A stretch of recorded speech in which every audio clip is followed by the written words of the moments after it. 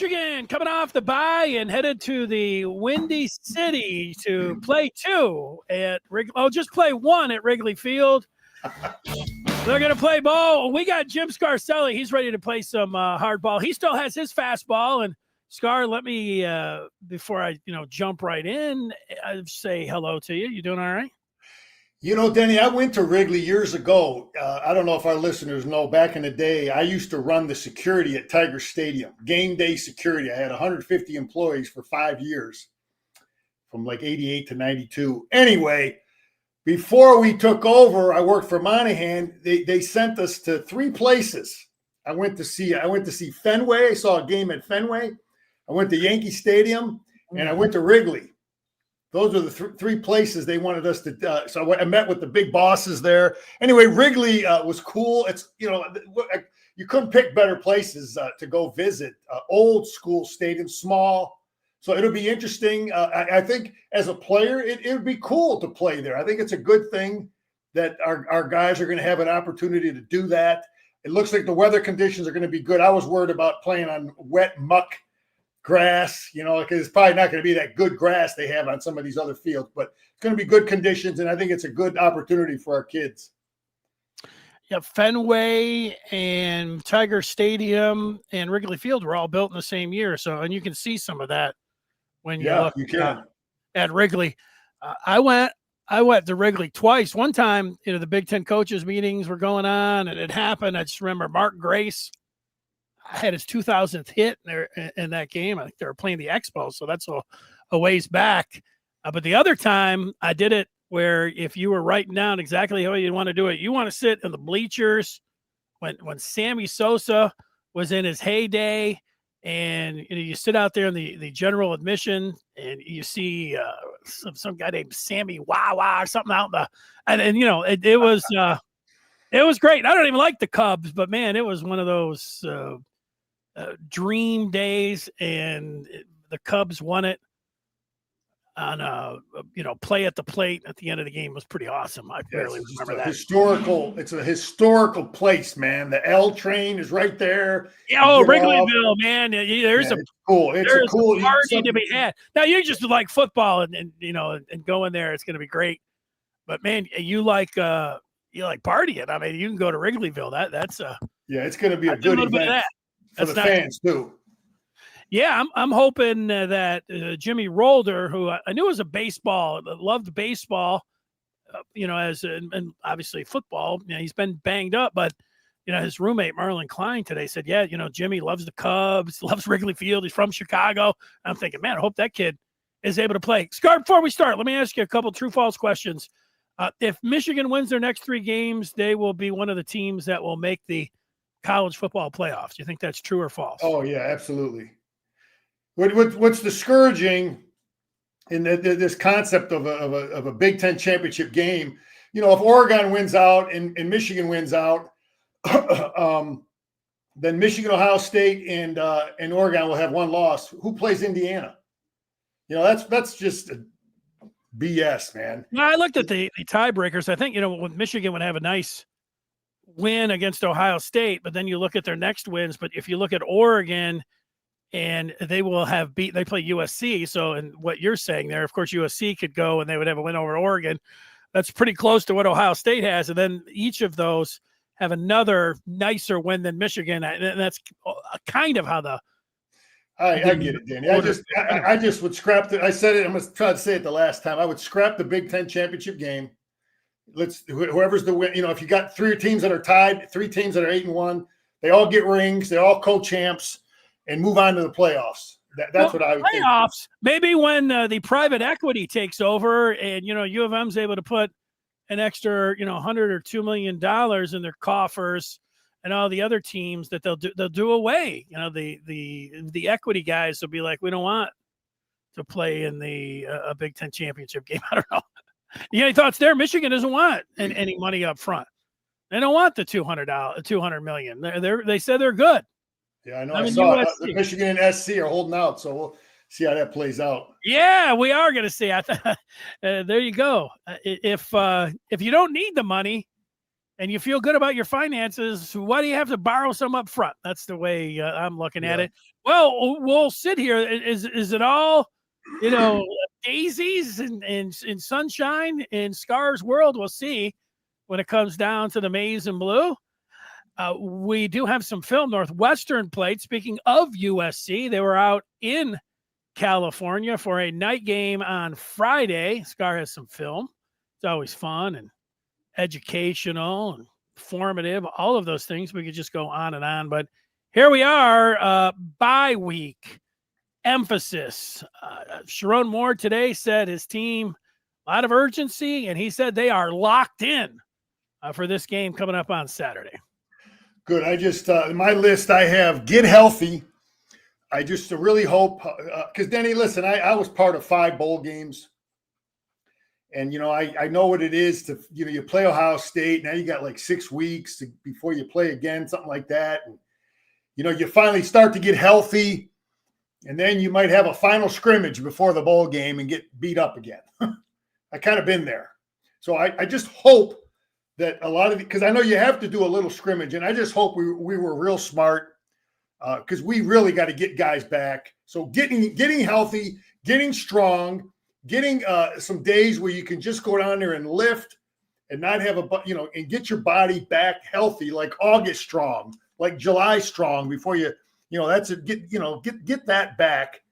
I think we would have worked on our last 3 opponents a little bit, Denny. I just think about if I was coaching, I would have probably spent an extra day on Northwestern. I would have spent a day on Maryland and maybe a day or 2 on Ohio State, just blending some things in, walking through stuff. Looking at some formations and some possible adjustments. I would have worked on trick plays that you remember the pass Donovan threw in the Big Ten championship game.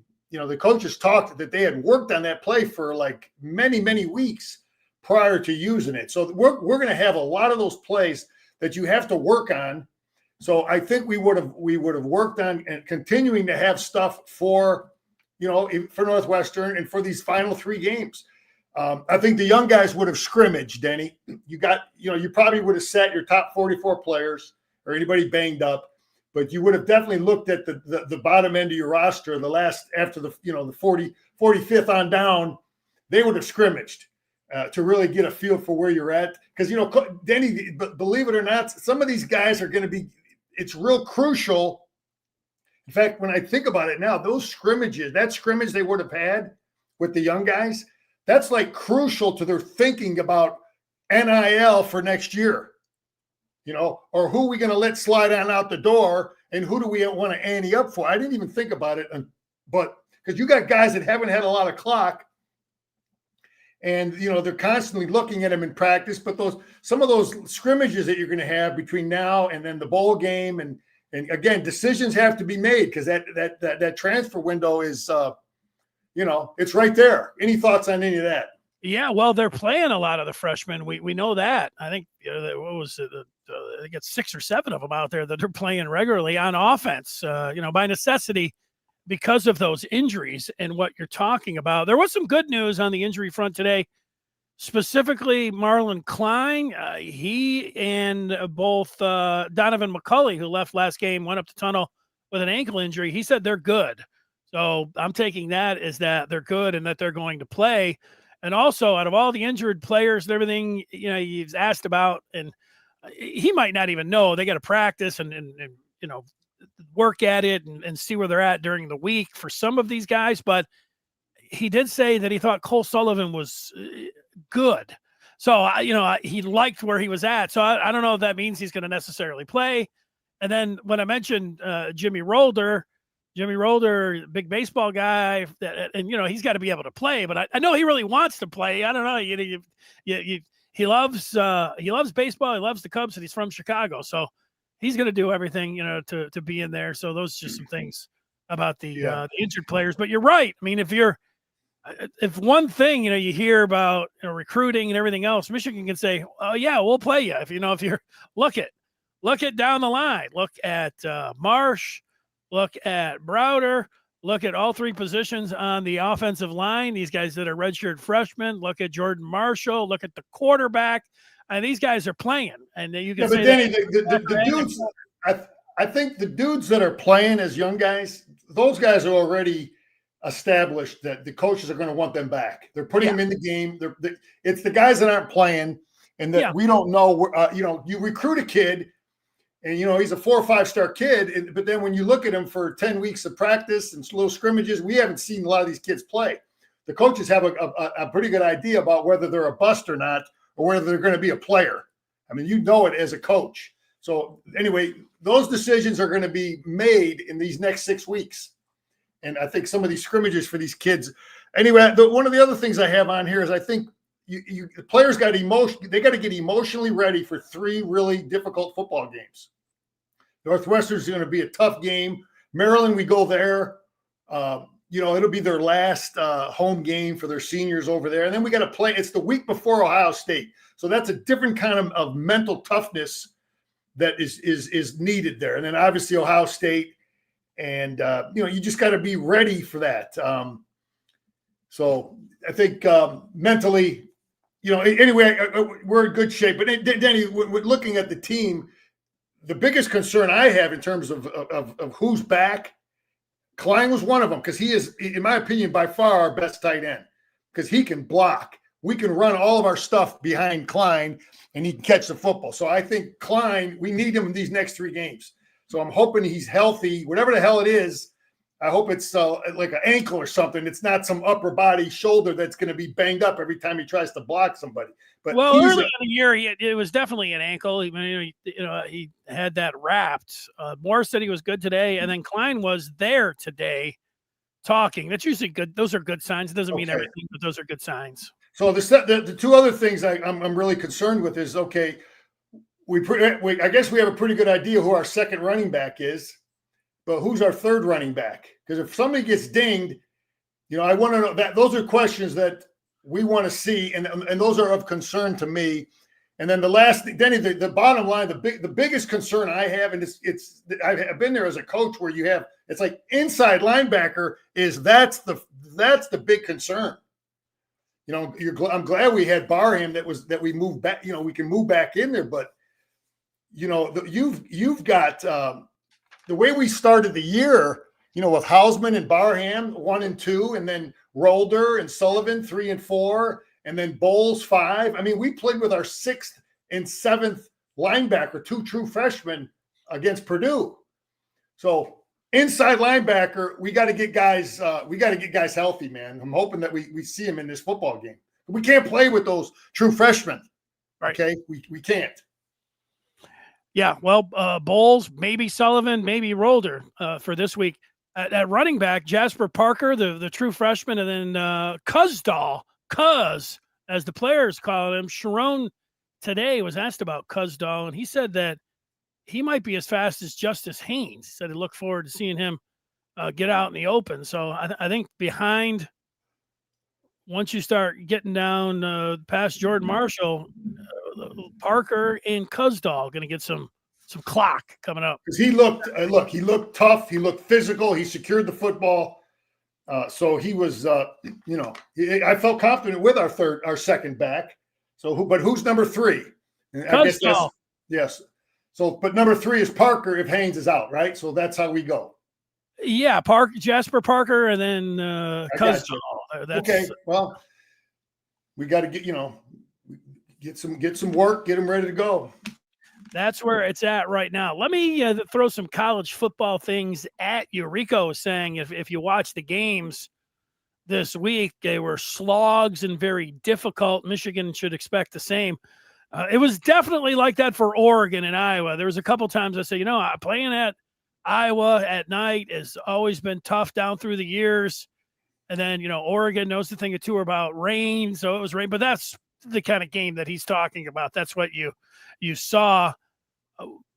Any thoughts on this? Is on three's Heisman Week 12 poll, and they've got Mendoza from Indiana who brought the Hoosiers back in Happy Valley to win that game late. It was pretty exciting. Great catch in the back of the end zone.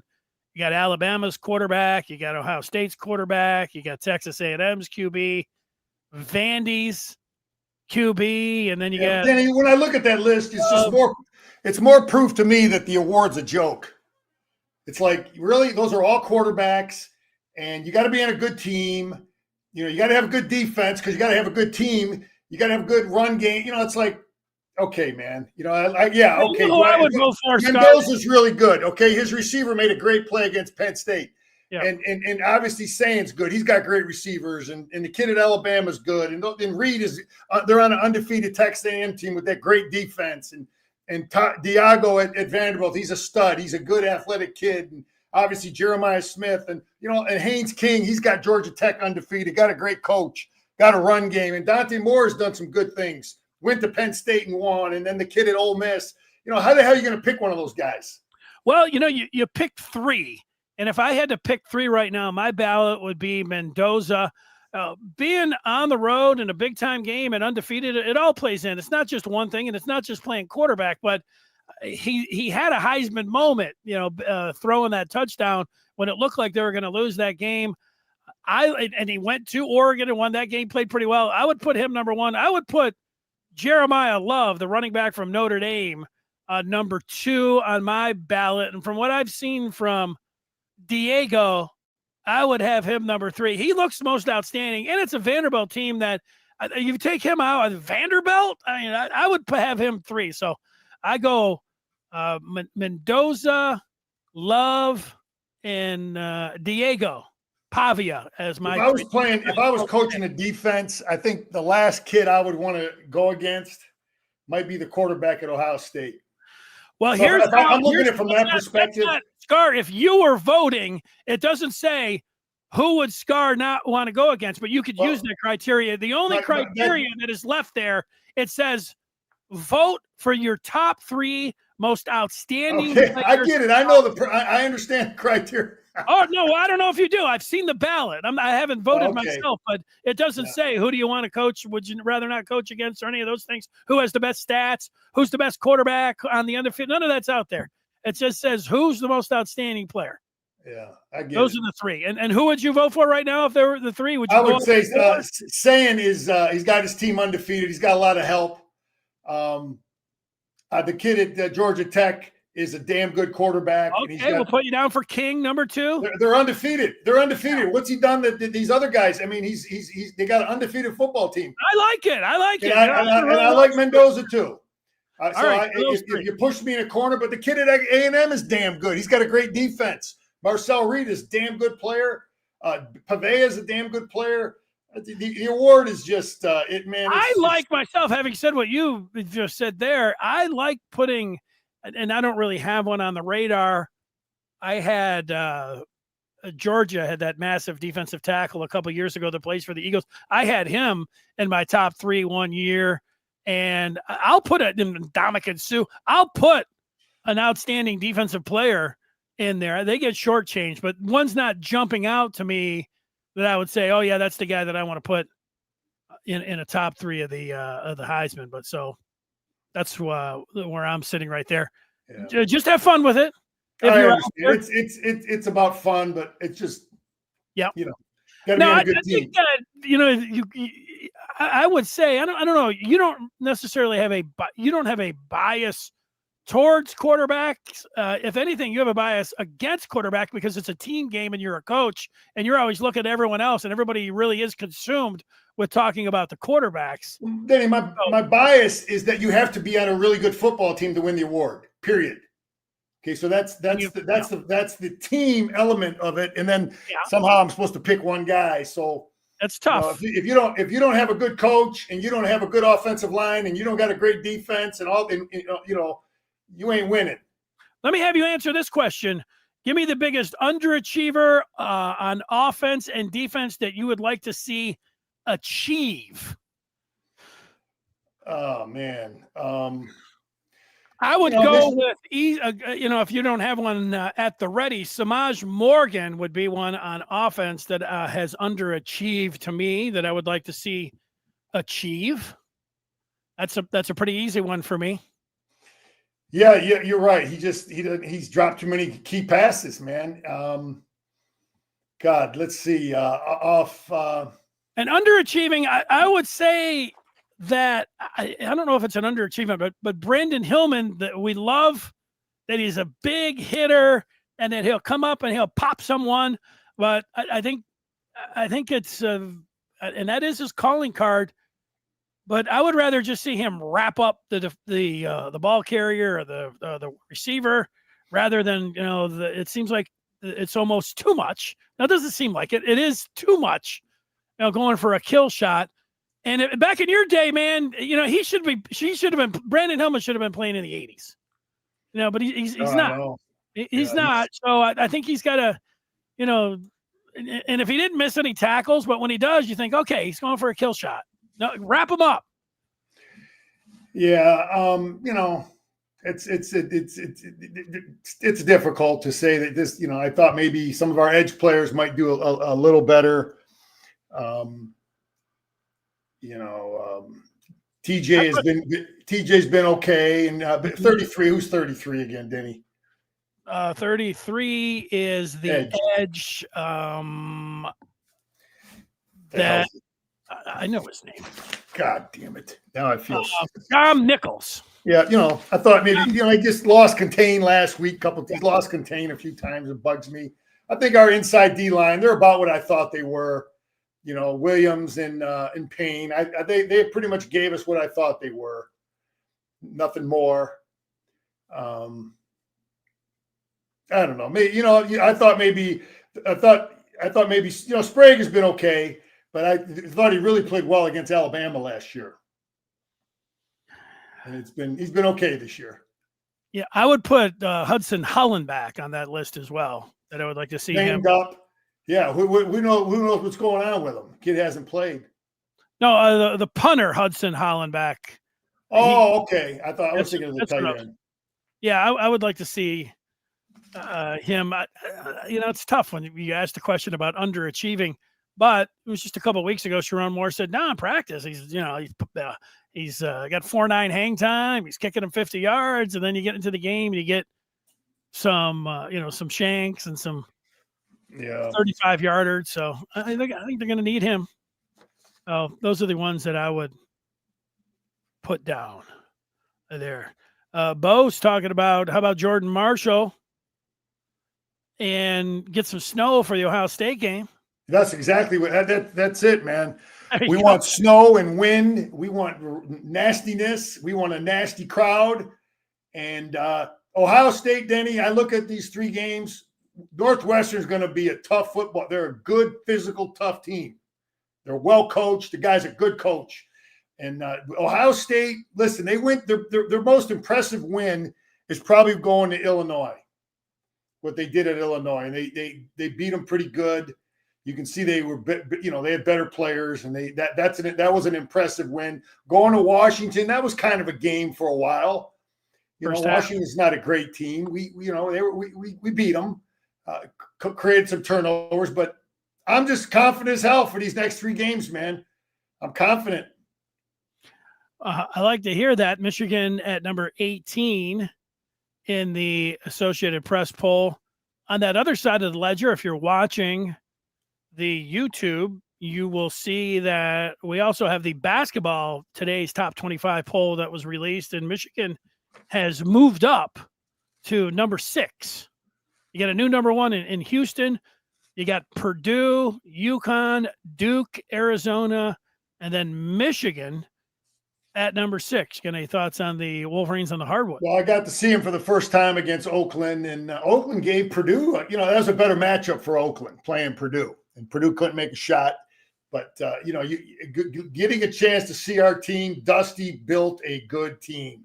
He's thinking about beating Michigan State. You got to have big, strong dudes.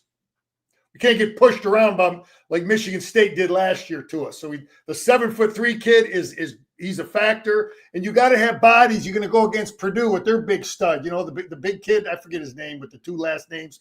Yeah, we got to have 2 guys that we can throw in to defend that kid to eat up some fouls. You know what I mean? And the big dude we got from Illinois. What the hell's his name? He's a tough physical kid. Morez Johnson, and then the 7'3" kid from UCLA, and then the UAB dude is the for real deal. I forget their names, Denny, but I like the point guard, and I like the team, and I like Dusty. He put together. You got to get the right look, man. We are in the age of look. You got money. Everybody's got money. You got to spend your money wisely. You got to bring in the right players, but then you got to coach too. So there's you got to have a multi-talented skill set to lead a football program and a basketball program. You got money. You got to bring the right dudes in, man. And I really feel confident from that first game I saw with Dusty that he brought in the good pieces. And the freshman is solid. I saw him play in high school. Trey McKinney. Yeah, McKinney. I saw him play at Orchard Lake there. So no, I feel confident as hell with our leader there, man. Yeah, so far so good. I mean, you have to start talking about they turn the ball over too much in the exhibition games, and then you could talk about wanting to force some more turn. But this team look great when the curtain went up. So, and then they got a game tomorrow, and we'll see if they're able to. Trey McKinney was 6 of 8 from downtown, and he looked awesome. Actually, everybody looked awesome, I thought, in the opener. So I'll say this too, Denny. I like college basketball. Indiana has got a coach. This guy ain't no joke. They beat the hell out of Marquette. Iowa has a coach. They're playing defense now. McCaffrey always could score points, but they didn't play defense. Right. Iowa has a coach. You got to play every week, man. We know Michigan State. We know the guy at Illinois is a coach. I saw Rutgers. I don't know that they're as good as they've been. I saw Wisconsin. That'll be a tough game always. So, but you got some really. I don't see many weak links. Calling the shots at some of these as coaches. I see smart dudes that brought in good players and know how to coach. Yeah, well, it's set up for a very entertaining year. You got to play every week because there's some good people that brought in good players, man. All right, well, Indiana brought in some players. Iowa brought in some. We talked about the bye week concerns. You were going over the depth chart. Those are the concerns. Any other concerns? The big thing was inside linebacker. I hope we got these guys recharged because mentally you just got to be mentally ready for the long days of playing. Going to school and playing. And getting ready mentally to play these last 3 games, and hopefully it's a 4th if we get the chance to play in the championship. But Northwestern is we'll get into them, man. Denny, Northwestern is when I look at Northwestern on film, and I watched them play a couple times this year. I see you look at them, and it looks like the guy does a real good job keeping his team physically strong. They just look thick and stout and strong. Do you see that when you watch them? It's like same thing when I watch Indiana. And then you watch other teams, sometimes they look tired and beat up. Okay, and I saw it as a coach too, and I wanted my team to be strong. So Bo used to take off like every 3 games, he would take off 15, 20 minutes of practice. And you got to shorten it up. We're in the game. We started in late July, man. These kids have been hitting a long time. You got to shorten it up. Keep guys fresh. Try to keep their weight room strength. But when I was playing by the end of the year, it was a joke going in the weight room. You were so weak because you didn't keep your strength. And I watched Northwestern. I see a team that looks like they do a good job not beating their players up. And I'm hoping that we are that. When I watch us play Saturday, that I'm looking at strong dudes, man, that didn't get beat up in the off week. So I'm just throwing that out because when I see Northwestern, they're a smart team. They got their quarterback is not a whole lot different than the kid at Oklahoma. Okay, he's an athletic kid. He's an accurate kid. They're a patient football team. But we'll get into the film and we'll talk. I guess a picture's worth 1,000 words. It's going to be a little choppy. I'm sorry about that, but it's the best I got right now. Let me hit 2 things before we go there. And Northwestern, 4 of their 5 offensive linemen are grad students.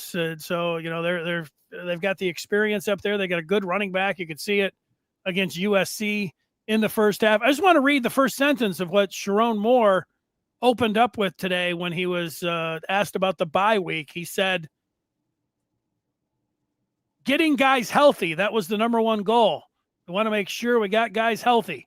That's what he had to say. So that's right. You've said that a number of times, and there you go. Now, Rip asks, why doesn't Bryce Underwood line up under center? I have to say that last week, someone asked me of why Underwood, should they line him up under center? And I said when I had the chance, I would ask Sharon Moore, and I asked him today, Scar, what would you say about Underwood? And listen, a quarterback under center, there's certain plays you run. It gives you certain advantages. In the shotgun, it gives you in the shotgun or with the back set to your left, there's certain things you do. When the back is set to the right, it gives you certain things you do and certain advantages and disadvantages. When the back is directly behind you in the pistol, it gives you different advantages and disadvantages. Every formation, everything has strengths and weaknesses, okay? Empty set, whatever. 7 offensive linemen. Every formation, every position you put your quarterback, it has strengths and weaknesses. And so for me to answer that is I would say every play we run with him under center, let's just be damn good at everything we run there. But you need to have the ability to do both. As an offensive system, you play in the Big Ten, and again, it helps your defense when they see a quarterback under center at times in practice in spring. It helps when you see shotgun. It helps when you see empty, because you're going to see that when you play in the Big Ten. You know what I mean? So, but every formation has a strength and a weakness that it presents to the defense. So, I guess the way I would answer that question is, let's just be damn good at everything we do in every formation, in every position we put our quarterback. Yeah, and my answer was, you want to do what the quarterback is most comfortable doing. And Bryce Underwood took all of his snaps when he was in high school from the shotgun. You look at the quarterbacks, guys like Joe Burrow and Jalen Hurts is playing tonight. This guy's taking 95% of their snaps from the shotgun. I'm just looking at Sharon's answer. He said there's pros and cons for everything, just like you're talking. He said they're doing a good job self-scouting and making sure they have a good balance at both. He said they're working at both. And so there you go. I'll give you, Wednesday, I forgot who was the one that asked the question about going under center. I'll get the whole question because he talked for a little bit about that. So Scar nailed it. Let me tell you, under center against Northwestern, they're going to be a tough team to move to just run a vanilla football place. I'm just going to give you I kind of was waiting for the film, but Danny, we have to be a really consistently inconsistent football team against this team down in distance. I watched Lincoln Riley. I watched that game, and that's the film we're going to look at. You can't be afraid to just throw it on first down and throw the bomb on your 20-yard line. And Lincoln Riley really put that guy in conflict, and we because they don't have the fastest, most athletic dudes, but they're smart and they're tough. They went to Penn State and won, man. Okay, that's all you need to know.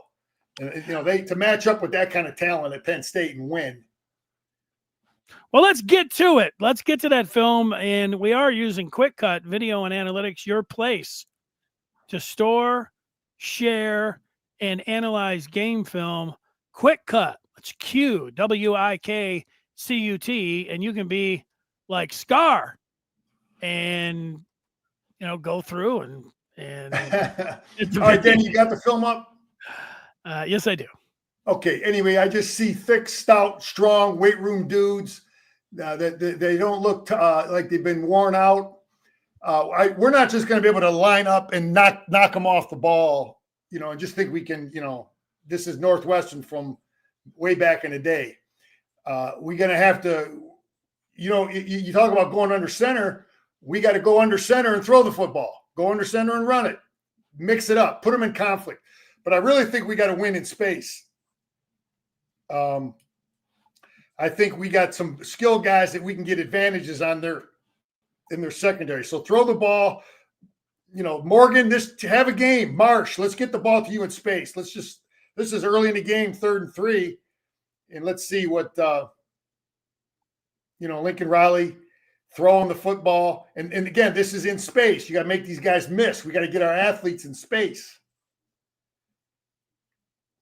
So that's something when I look at their defense, that's something that stands out to me. And here's Lincoln Riley splitting out a tight end. Let me run it back.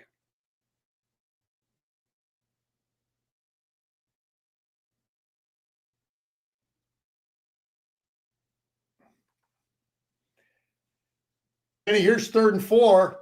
We could do this with Marshall. We can do this with Klein. And that's something he believed in. Now you got a safety or somebody over a tight end.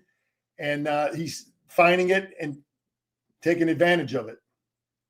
Something we run. So that's something Lincoln Riley found there. I like this. This is something different that some of this stuff Lincoln Riley runs is tough. And he runs an isolation here from a kind of a unique formation, putting another tight end in motion. He moved this tight end over, cheated over.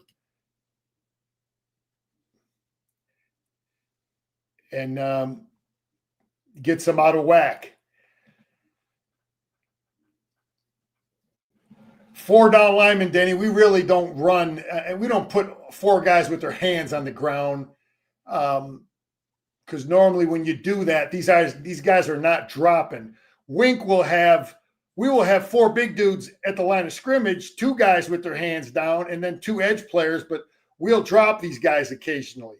So that's why, it's a little thing. They're lined up where our guys are, but they're not dropping. So that's something that is different with Northwestern's defense. They're going to bull rush you, and our receivers got to make plays. We got to out skill play them, man, because they're going to be hard to out physical. Lincoln Riley does some good things there. I'm not going to look at a lot. Denny, I tell you what, when I look at them on offense, they're a patient football team. He doesn't have a lot of burners. He's just going to throw bombs to. They don't have the kind of team that's going to have a bunch of explosive plays. But, USC took it down for like 16, 18 plays and scored the first drive. And now Northwestern gets the ball back, and they do the same damn thing. And they'll be happy taking 5-yard passes, and they're a patient offensive football team. And this quarterback is good. They went out and got him.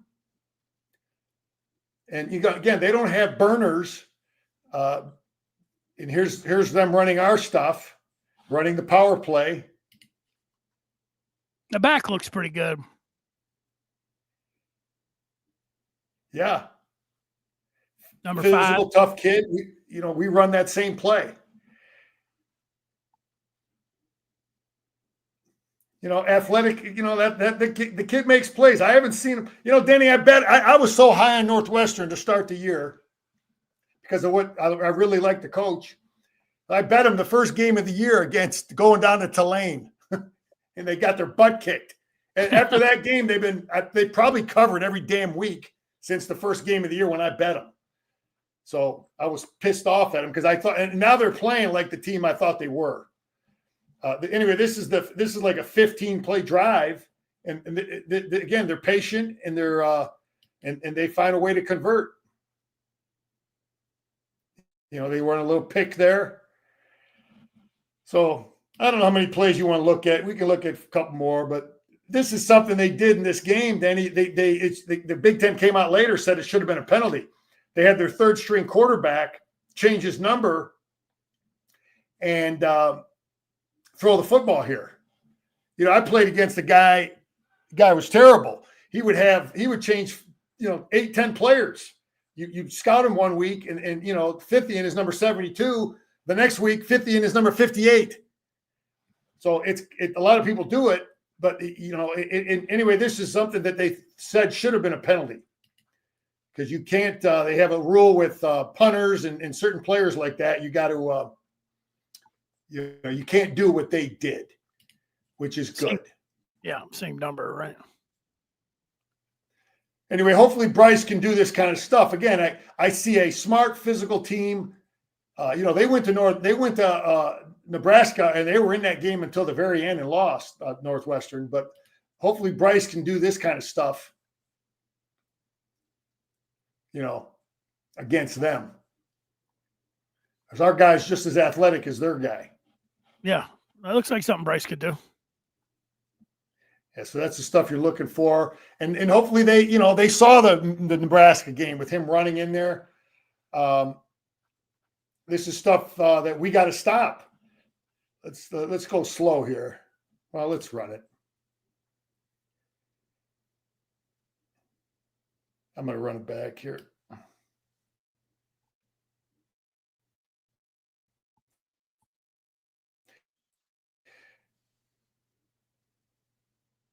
Anyway, Denny, they just hammer this dude right here. You talk about a physical offensive line. Look what they do to this kid. And they kick out this edge player, and we run this play. And SC, look, we didn't run all over SC. And look what they do to this 5 technique here.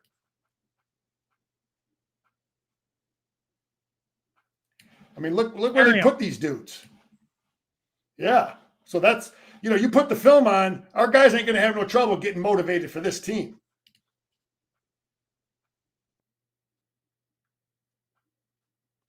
No, not when they see that kind of stuff. That's a hell of a run. I know people might get a little trick. A coach. David Braun. Yeah. And then he's a good coach. He took over for Fitz in the middle of all that BS. 3 more plays, and we're done. Okay. This is something, Lincoln Riley again, man. We got to be smart, and this is some good stuff. This is a run formation, 1st and 10 on their 23-yard line. And this is the stuff you got to be willing to do. This is a heavy run formation. He's got 2 tight ends here. It's 1st and 10 on our 23-yard line. Is Sharon Moore going to do this at Wrigley? Throw it up here to Marsh, down the middle of the field. They're playing run. You got to make them pay. This is a ball game, Danny. This was a tie game. For a long time, it was a close football game. Michigan doesn't throw much. SC defense.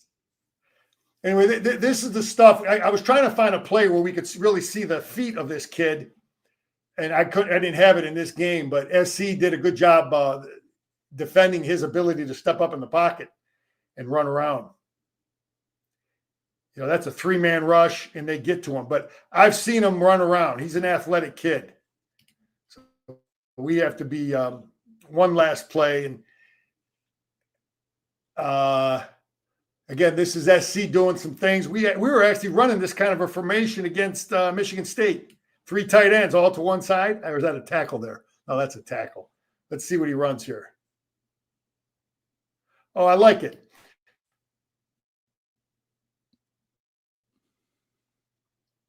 It's a real simple play. It's deceptive, though. Danny, it looks like a toss play. Everybody's going this way. The line is blocking this way. Everybody's blocking this way. But he tosses it back to this guy going over here. Deception. These are the kind of stuff we got to have for this game, for Ohio State. You work on that in that off week. Right.